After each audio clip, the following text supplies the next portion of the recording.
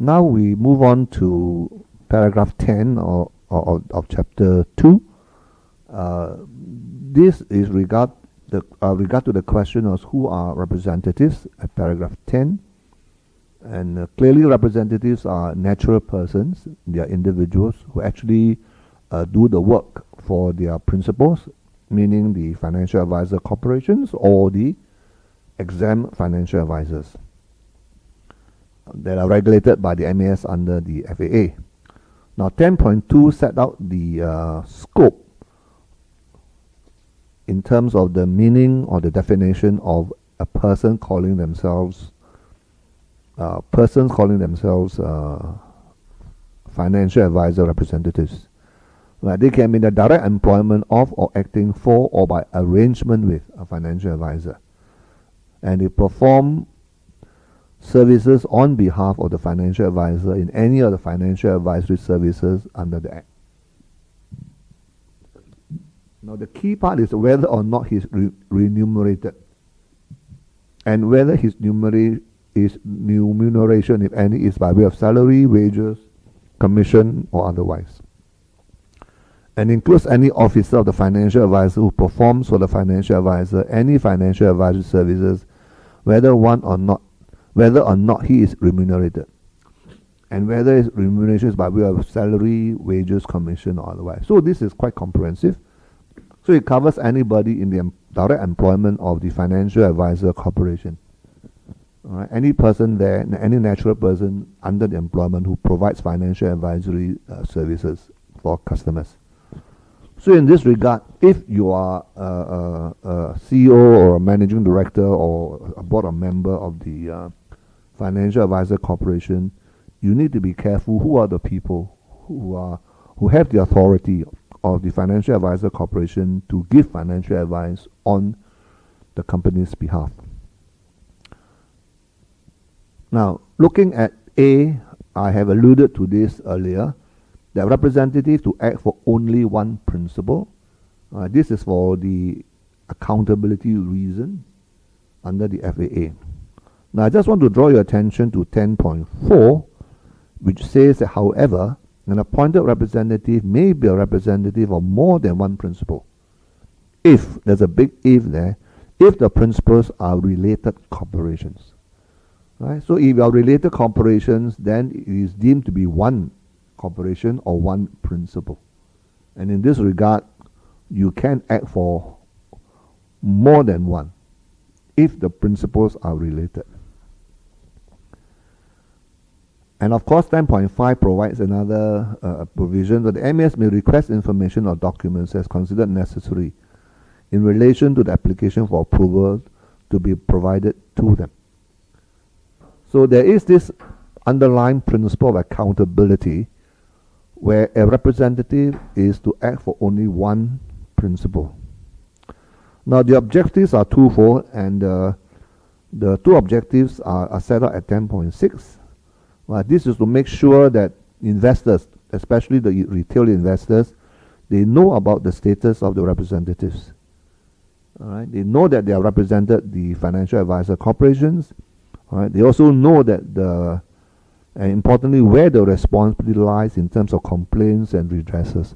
So if a customer has a complaint, all right, so that the customer can always go back to the financial advisor corporation. This is a company that has, well, presumably deep pockets. All right, they can address the grievances or the complaints, and get some redress, some answers to their complaints and grievances. It is no point going to a financial advisor representative who is a natural person. Right?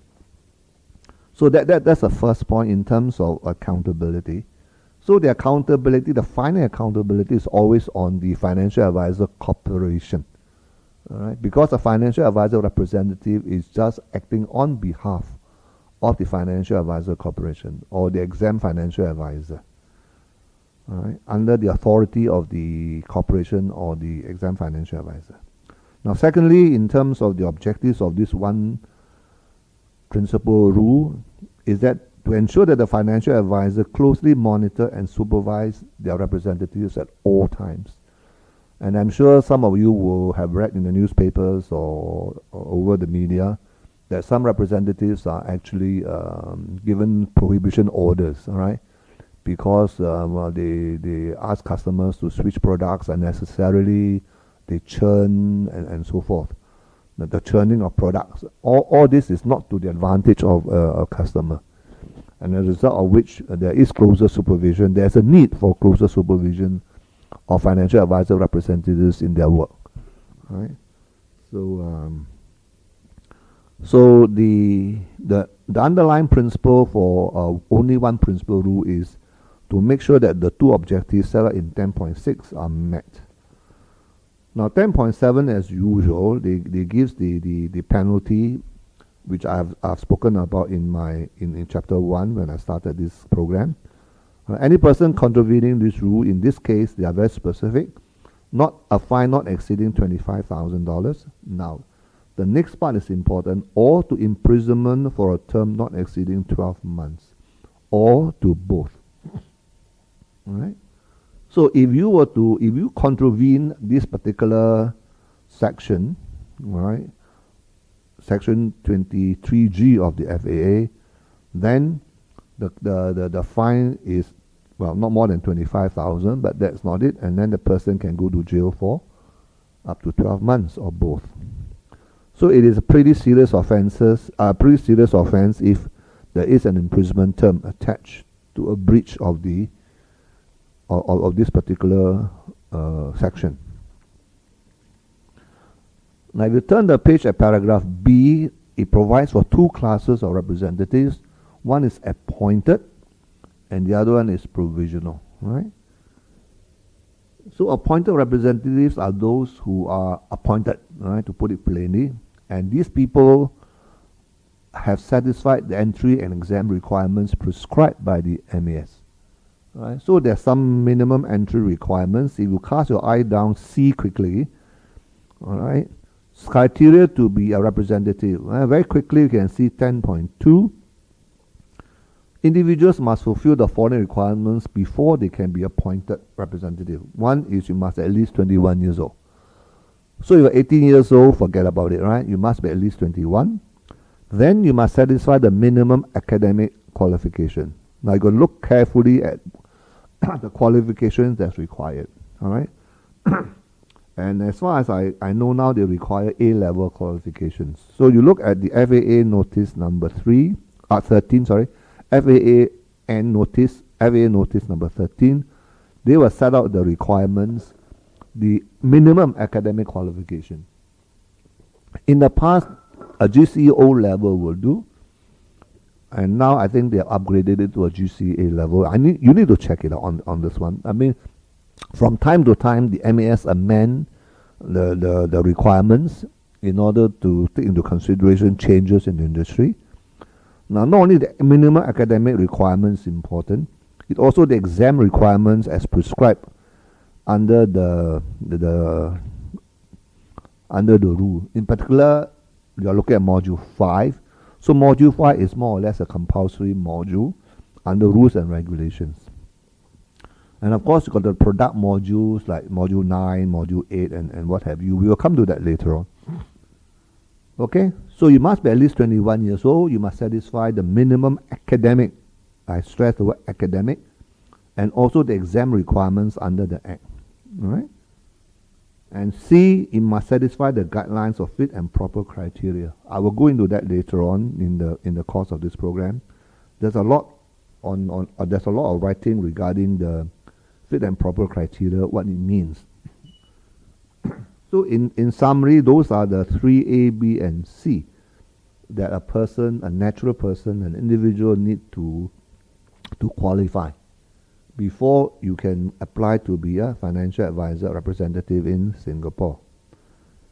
All right? Now going back to B2, B1 is appointed representative. Paragraph C is the criteria to be a representative. Now B2 at 10.10 is important. This is a group of representatives which is known as provisional representatives. So what are provisional representatives? They are persons who meet the entry requirements in terms of age, in terms of minimum academic qualifications, but they have not yet passed the relevant examinations. For example, Module 5. Right? For example, some of the other modules.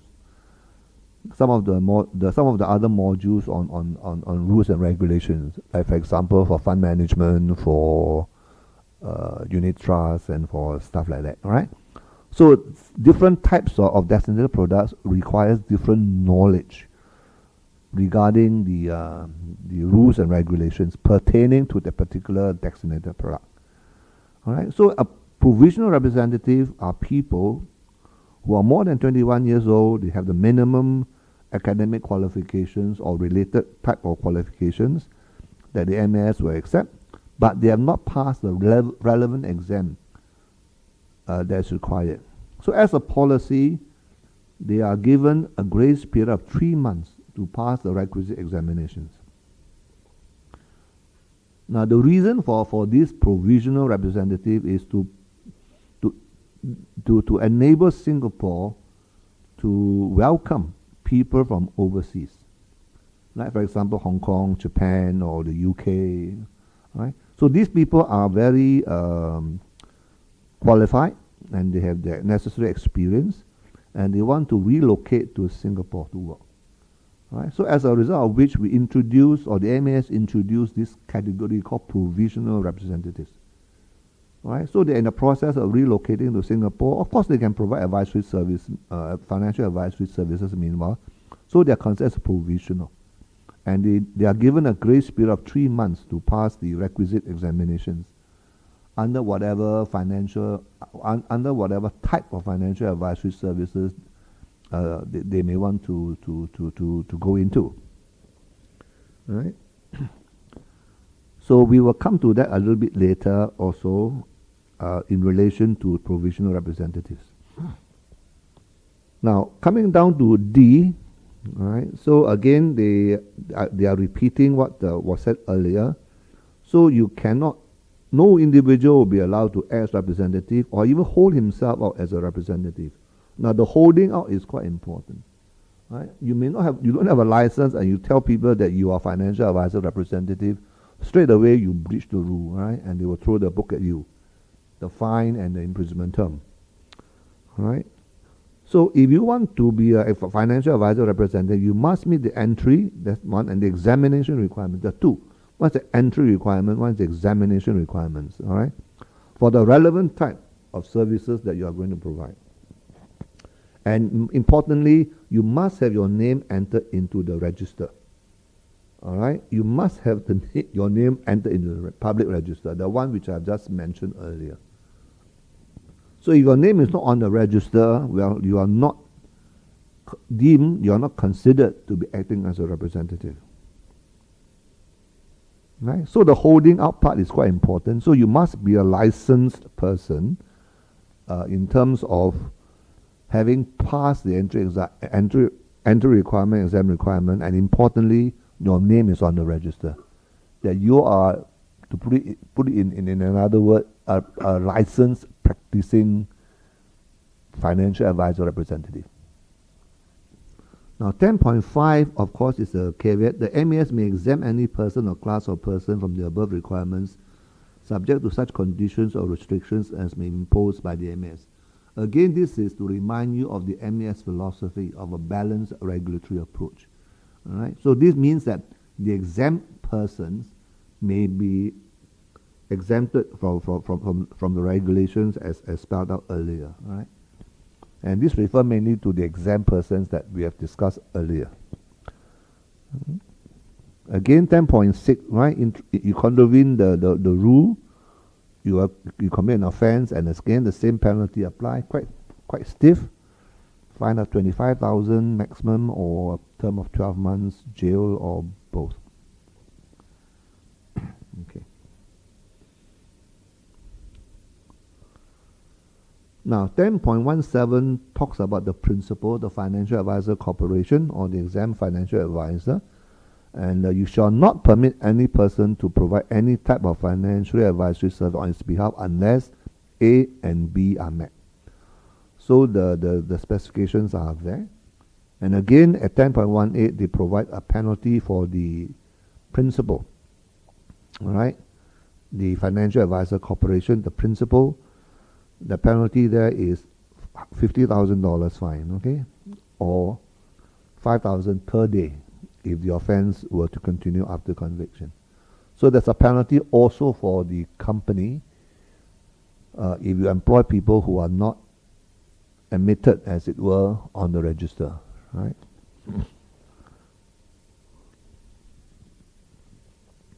Now, coming down to paragraph 11, now these set out the criteria to be appointed as a representative, and in summary, they are repeating paragraph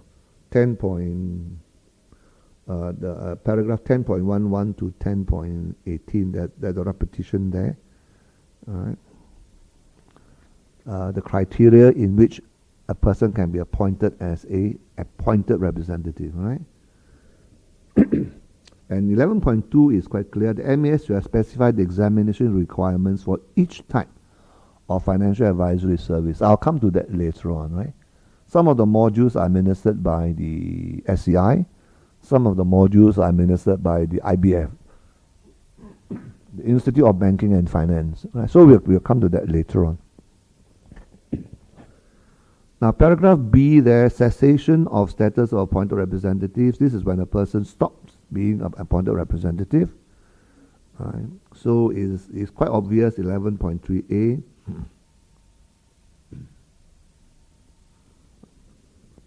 He ceases to be a principal representative. He has resigned or he doesn't want to continue anymore. Therefore, he ceases to have that status. He cannot be called an appointed representative anymore.